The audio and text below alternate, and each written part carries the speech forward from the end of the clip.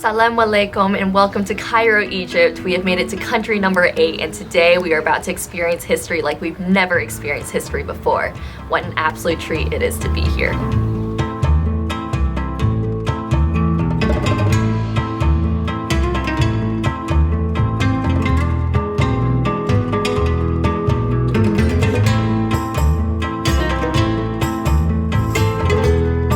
So our day trip is off to an incredible start. Our tour guide Abu has taken notice that we are very into the history, so he has gotten so passionate about telling us as much as he possibly can. But we are currently in a complex that was designed by Imhotep, and here are the original stones that are from over 2000 BC. So it's very, very old. I am squatting where one of the shrines would be, and there were 42 of them. So there would be 21 on the left side, or on the south side, and 21 on the north side. And each one would be representing a different region here in Egypt that the pharaoh would be ruling over. So this was designed to help him do that in the afterlife. So we just found a corner to get away from the wind, but we just learned that this entire southern courtyard of the Pyramid of Djoser was used for the pharaoh. Every 30 years he would have to prove that he is fit and in good health by hunting down an ox. And what he would have to do is basically go and kill the ox. And chop off its head, yes, to be specific. and dip his hands in the blood and show all of his community of high elites that he is in good health. I was asking, like, what happens if he doesn't catch the ox? And he was like, well, there are lots of people helping him out, I guess you could say. What was the word he used? Corruption. Yes, apparently there can be some corruption. So they can, maybe hold the ox down for him, and all he has to do is like... Yes, so I suppose he always was able to kill the ox, whether on his own or with the help of many others. I am now crouching beside the oldest graffiti known to history. It's from 12th century BC, and we also learned that there are 3 different types of Egyptian writing. But this is the type of writing that would have been used by people just jotting down notes kind of quick versus the hieroglyphics, which are, I would say, more professional. And although there are 3 different types of writing, there's actually only one language, and that is ancient Egyptian language. So right now, I would be standing inside the pyramid, as they say, because there used to be another step that came out all the way to there. And so, technically, I would be inside, which is pretty cool. So inside of here is a replica of King Djoser, but if you peek through here, you can see him, and he's staring right back at you. We are currently walking inside one of the pyramids, and we are crouched like this because apparently you're supposed to be bowing to the pharaoh as you walk in, and it's definitely working. Very low ceilings.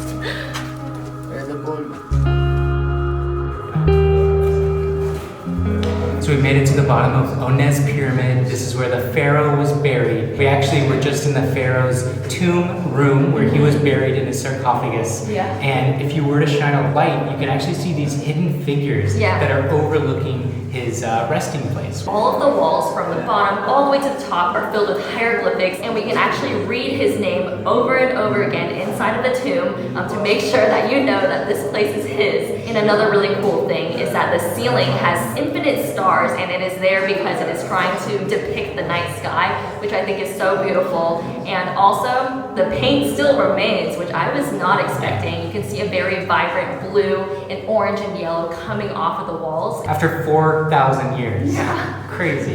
We are now exiting the tomb underneath the pyramid, crouching once again.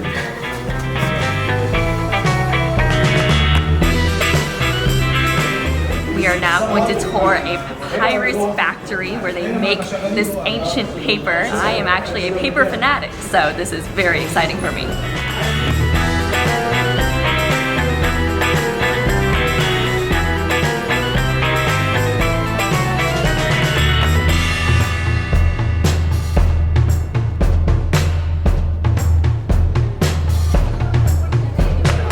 I bought myself some papyrus. I gave in. They were really pushing, so I got some.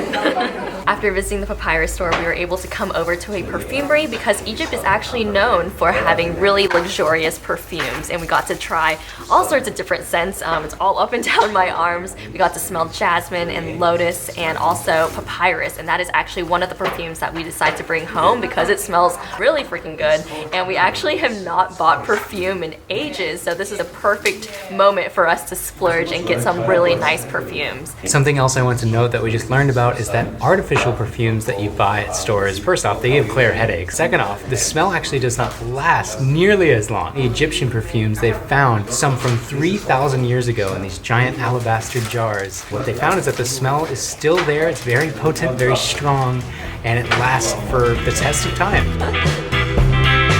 Just made it to the entrance of the Great Pyramids of Giza. We're about to go inside, but it's definitely very hectic. Lots of people trying to upsell you things. Thankfully, we have a guide that will help us with that. Our best friend, Abu.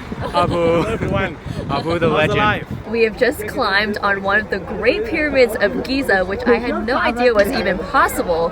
But what's really cool about Egypt so far is that we're really able to immerse ourselves in the history. And right now, it feels like modern society is being merged with ancient Egypt because we're surrounded by buses, a bustling city, and also just horse chariots and camels. It's a really weird experience right now.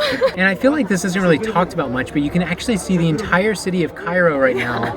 And it's so cool because it's literally right there. You would think that we'd be surrounded by desert, but we're actually surrounded by city. Who would have thought?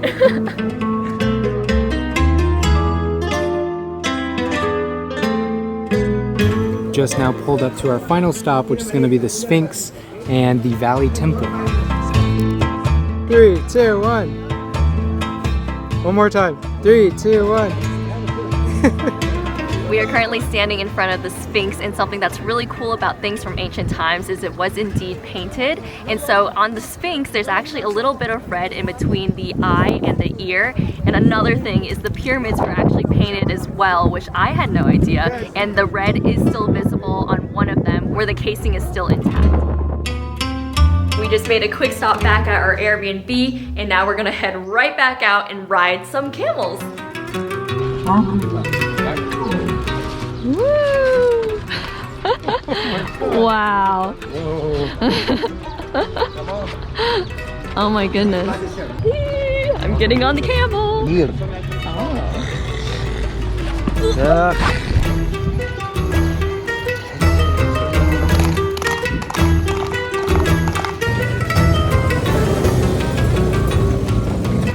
Pretty bumpy, right?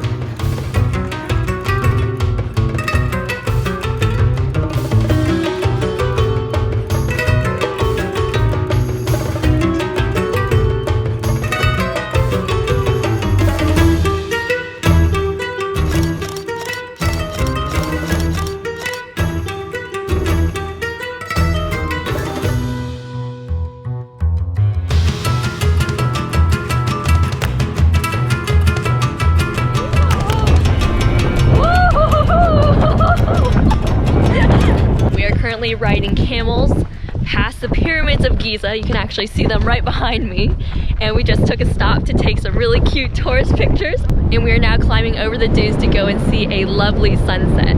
Wow, what a ride.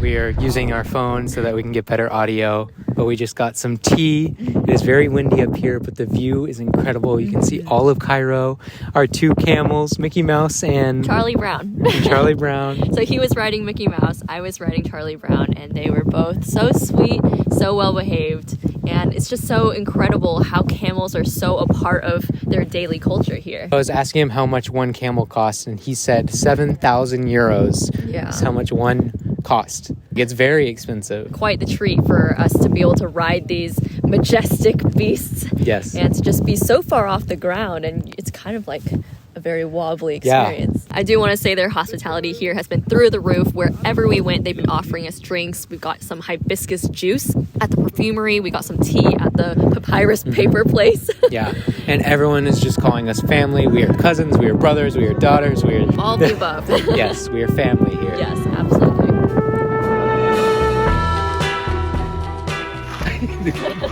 Slow. made it alive. So we made it back from the camel ride in one piece. I have to say on the way back, I almost did fall off the camel because mine was very spooked by the horses. Yeah. Luckily I did not, and I lived to tell the tale. Yes. About the time that I almost fell off in Egypt. Yeah, it would have been a long way down. So thankfully, he did not. I watched the whole thing. Yeah, I was like, oh my gosh. But we are now going to have our first taste of Egyptian food. I'm so excited.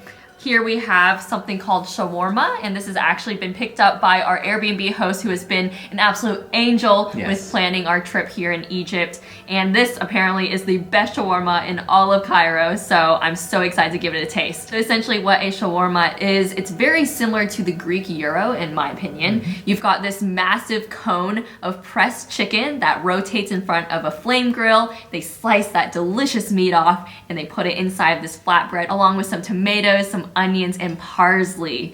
And then this is the final result. Oh my gosh, it smells so good.